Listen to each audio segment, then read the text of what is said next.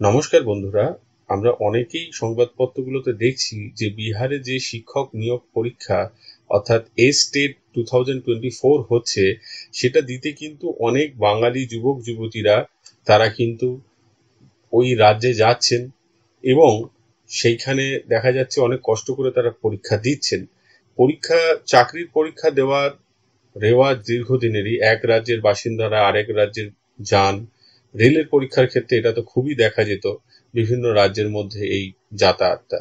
কিন্তু পশ্চিমবঙ্গের ক্ষেত্রে এইটা নিয়ে বেশ কিছু প্রশ্ন উঠছে এবং আমি কতগুলো প্যারামিটারের ভিত্তিতে বোঝার চেষ্টা করেছি যে কেন শিক্ষিত ছেলেমেয়েরা বিহারে শিক্ষক নিয়োগ পরীক্ষায় অংশগ্রহণ করছেন এবং চলে যেতে চাইছেন। এখন প্রথম যে ক্রাইটেরিয়া বা ক্যারেক্টারটা লক্ষ্য করা যাচ্ছে, যে বৈশিষ্ট্যের জন্য তারা চলে যাচ্ছেন, সেটা হচ্ছে নিয়মিত নিয়োগ না হওয়া। শেষ পরীক্ষা হয়েছিল 2016 সালে, তাতে রিক্রুটমেন্ট হতে 2-3 বছর লেগেছে, দিয়ে 2019 সালের দিকে রিক্রুটমেন্টগুলো হয়েছে। তো সেই নিয়োগে নিয়েও অনেক রকম কিন্তু অনিশ্চয়তা তৈরি হয়েছে সেই চাকরি প্রার্থীদের। আবার 8 পর্যন্ত যে আপার প্রাইমারি রিক্রুটমেন্ট, সেটা 2016 সাল থেকে এতদিনে নেওয়াই গেল না। তো এই যে দীর্ঘদিন ধরে রিক্রুটমেন্ট হওয়ার পরও সেটা নিয়ে বিভিন্ন ধরনের প্রশ্ন এবং পুরো প্যানেল বাতিল হয়ে যাওয়া, শিক্ষক পদপ্রার্থী শিক্ষিত ছেলেমেয়েদের মনে কিন্তু চরম প্রভাব ফেলেছে। তাই আমার মনে হয়েছে মূলত এই দুটো কারণের জন্যই তারা কিন্তু বিহারের দিকে যাচ্ছেন, এবং এটা নিয়ে হয়তো কারো মনেই সন্দেহ থাকবে না। তাই যেটা দরকার, এই রাজ্যের মেধাকে বাঁচাতে গেলে, এই রাজ্যের মেধার ব্রেন ড্রেন হওয়া রুখতে গেলে খুব দ্রুত শিক্ষক নিয়োগে উপযুক্ত ব্যবস্থা নেওয়া, নতুন রিক্রুটমেন্ট প্রসেসকে চালু করা, তার পরীক্ষা নেওয়া, এইটা কিন্তু অত্যন্ত প্রয়োজনীয় পদক্ষেপ এই মুহূর্তে। আর যে ক্রাইটেরিয়াগুলো আমি দেখবো, আমি প্রশ্ন চিহ্ন দিয়েছি, কারণ এটা নিয়ে স্টাডি হয়নি। এই দুটো বিষয় প্রায় আমরা বুঝতে পারছি যে হ্যাঁ, এই দুটো কারণেই হচ্ছে, কিন্তু বেতনের তারতম্য আছে কিনা, বিশেষ করে বিহারে যেখানে 46% ডিএ দেওয়া হয় এবং পশ্চিমবঙ্গে মাত্র 14% ডিএ এই মাস থেকে তাও লাগু হয়েছে। তাহলে টিচার যারা পদপ্রার্থী, তাদের ক্ষেত্রে বেতনের কোনো তারতম্য হচ্ছে কিনা, দূরত্বজনিত যে কারণটা সেটা কেন বড় হয়ে দাঁড়াচ্ছে না, এবং ট্রান্সফারের বিষয়টা, এই 5টা বিষয় নিয়ে আমি আলোচনা করব। তো প্রথম দুটো বিষয় তো বললাম। ট্রান্সফারের বিষয়টা হচ্ছে, ট্রান্সফার কিন্তু বিহারের টিচার রিক্রুটমেন্টে ট্রান্সফার আছে, আমাদের ট্রান্সফার ছিল না ইচ্ছার বিরুদ্ধে। সেই ট্রান্সফার প্রক্রিয়া শুরু হওয়ায় সুপ্রিম কোর্টে কেস চলছে, তার উপর ভবিষ্যৎ নির্ভর করছে। অনেকের মনে হতে পারে বিহার এত দূরে, বাড়ির কাছে, তো সে তো আর ওয়েস্ট বেঙ্গলে আসতে পারবে না, তাহলে ট্রান্সফারের কি দরকার। না, অনেক ক্ষেত্রে দেখা যায় একটা সেটেল লাইফ তৈরি হয়ে যায়, কারণ তারা ইএমআই নিয়ে, হাউস বিল্ডিং লোন নিয়ে ফ্ল্যাট বা বাড়ি কেনেন, ঘর সংসার করেন। তারপর ঘন ঘন ট্রান্সফার হলে সেই প্রক্রিয়াটা প্রভাবিত হয়। তাই ট্রান্সফার না থাকাটা কিন্তু একটা বড় মোটিভেশন হিসেবে কাজ করে। দূরত্বের বিষয়টা বলি, দূরত্ব কিন্তু মোটামুটি এখন যেহেতু স্টেট লেভেলে পরীক্ষা হচ্ছে, কলকাতা থেকে পাটনার দূরত্ব 583.5 কিলোমিটার। আমি ধরে নিলাম 600 কিলোমিটার, 650 কিলোমিটার, 700 কিলোমিটার দূরত্বে কারো বাড়ি থেকে পোস্টিং হবে।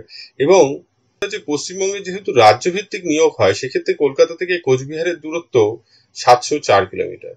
তাহলে দূরত্বজনিত কারণটা আলাদা করে আর ভাবার বিষয় নয়।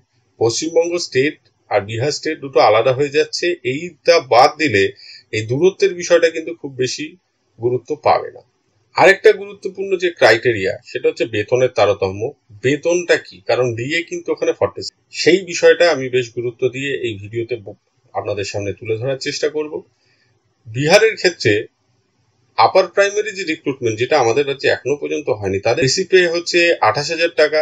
হাউস রেন্ট অ্যালাউন্স, সেটা এখানে ধরা হয়েছে 2240 টাকা। বিহারে দু রকমের হাউস রেন্ট অ্যালাউন্স আছে, গ্রামীণ এলাকায় 4% এবং শহরে অঞ্চলে 8% আরবান এলাকায়। তাহলে এই যে দুটো ডিফারেন্স আমাদের রাজ্যের তুলনায়, এখন আমাদের রাজ্যে আপার প্রাইমারি এবং পাস দুটোতেই কিন্তু বেসিকটাই একই। আপার প্রাইমারিতেও যে বেসিক, পাসেও কিন্তু সেই বেসিক, সেম বেসিক। তাহলে 33,400-তে ইনিশিয়ালি শুরু হচ্ছে, আর এদের 28,000, এখানে বেশ কিছুটা পিছিয়ে গেল। হাউস রেন্টে আমাদের 12% হওয়ায় সেখানেও কিন্তু পিছিয়ে গেল। এবার ডিএ অনেকটা বেশি থাকছে এবং মেডিকেল অ্যালাওয়েন্স আমাদের থেকে বেশি। দিয়ে দেখা যাচ্ছে যে আপার প্রাইমারির ক্ষেত্রে মাত্র 816 টাকা বেশি থাকছে বিহারের যে টিচার যিনি রিক্রুট হচ্ছেন তিনি। তো এইটা বেতনের ক্ষেত্রে খুব একটা বড় ইনসেনটিভ বলে মনে হচ্ছে না, মানে এই পয়েন্টটা অন্তত। এবারে সেকেন্ডারি টিচারদের ক্ষেত্রে যদি আমরা দেখি, সেকেন্ডারি টিচারদের আরবান আর রুরালের বেসিকটা একই থাকে, এদের বেসিকে ডিফারেন্স হয় না। ডিফারেন্স হয় দুটো জায়গায়, একটা হচ্ছে হাউস রেন্ট অ্যালাওয়েন্সটা আরবান হলে 8% আর রুরাল হলে 4%। আর যেটা ডিফারেন্স হয়, আরবান এলাকায় কিন্তু একটা সিটি ট্রাভেলিং অ্যালাওয়েন্স বলে একটা অ্যালাওয়েন্স এক্সট্রা পায়, তবে সব জায়গায় পায় না, মাত্র 11টি জায়গায় পায়, তার মধ্যেও কিছু ডিফারেন্স আছে।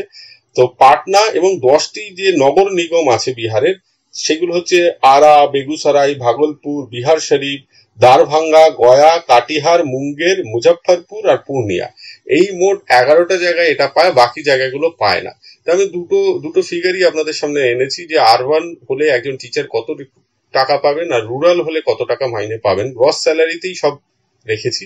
এবং ওয়েস্ট বেঙ্গলের ক্ষেত্রে যেহেতু একই স্যালারি আপার এবং পাসের 9-10 ক্ষেত্রে, তাই এই ডিফারেন্সটা দেখা যাচ্ছে। হ্যাঁ, যদি 9-10 টিচার রিক্রুটমেন্ট প্রসেসে কেউ অংশগ্রহণ করে, তাহলে আরবান এলাকায় যদি তিনি চাকরি পান তাহলে 8,346 টাকা তার মাইনে হবে।